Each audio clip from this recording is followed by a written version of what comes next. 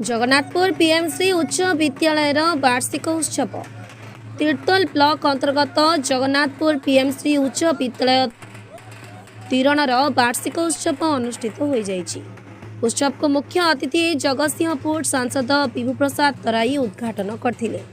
प्रधान शिक्षक चित्तरंजन जेना अध्यक्षतार अनुष्ठित प्रथम अधिवेशन मुख्य अतिथि श्री तराई छात्र छात्री माने किपर निजर अंतर्निहित प्रतिभा विकास करी विभिन्न क्षेत्र में दक्षता अर्जन करिपारिबे से संपर्क में आलोकपात करथिले। पीएमसी उत्सव जोटा करा होची एटा हला नूतन शिक्षा नीति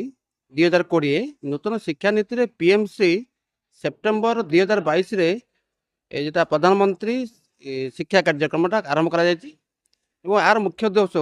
उद्देश्य होची जे गुणात्मक शिक्षार विकास करवा।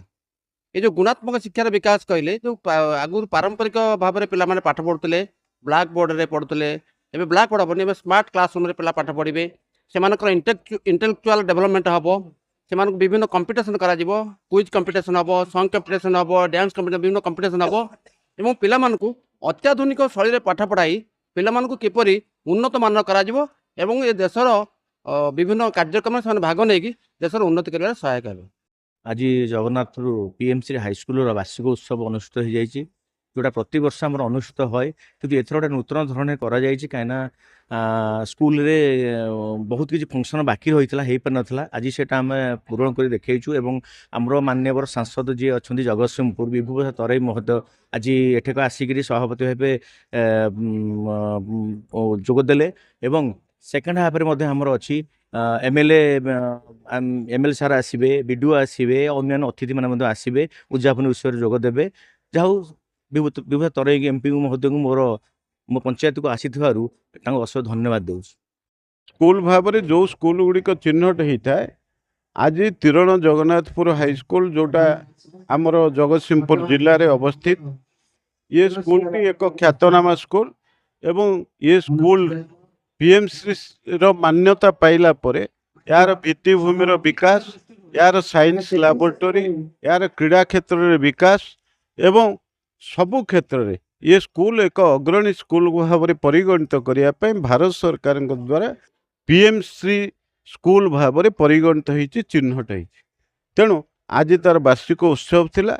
ये समस्त कथा सत्य ये स्कूल अनेक आवश्यकता अच्छी तेणु ये आवश्यकता को पूरण करने सरकारी स्तर रे एवं बेसरकारी स्तर रे किभली पदक्षेप निया मु निश्चित भाव में सांसद भाव में ये दायित्व मध्य नेबी।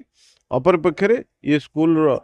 अन्य स्कूल तुलन में भल रिजल्ट होचे ये पिला माने श्रृंखलित भाव में एठी पाठ पढ़ाउछन्ती ये अंचल जो मुरबी माने अछन्ती आलुमनी कमिटी रे से माने मध्य स्थानीय जनप्रतिनिधि समस्तंकर सहयोग ये स्कूल पई अछि। मुख्य वक्ता कृष्णचंद्रपुर महाविद्यालय अर्थनीति विभाग मुख्य प्राध्यापक धीरेन पात्र सम्मानित अतिथि भावे स्थानीय सरपंच सुशांत नायक समिति सभ्या हमिता बेगम जोगदे छात्र छात्री मानंकु जन जन उत्तम नागरिक हेबापई आह्वान दैथिले। अपराह्न अनुष्ठित द्वितीय अधिवेशन रे मुख्य अतिथि तीर्तोल वीडियो गिरिजा शंकर मल्लिक मुख्य वक्ता अध्यापक तपस्या प्रसाद जेना सम्मानित अतिथि पंचसखा सेतु सभापति जगन्नाथ खंडुआल जोगदे वक्तव्य रखिथिले। अर्धवार्षिक परीक्षार कृति छात्र छात्री और पीएमसी उत्सव रे विभिन्न विभाग रे सबुठु भल प्रदर्शन करितिबा प्रकल्पर छात्र छात्री को पुरस्कृत करा जायतिला। विद्यालयर समस्त शिक्षक शिक्षयित्री माने उपस्थित रही परिचालन रे सहयोग करथिले। जगतसिंहपुर राकेश सुतार का रिपोर्ट धनुष एक्सप्रेस।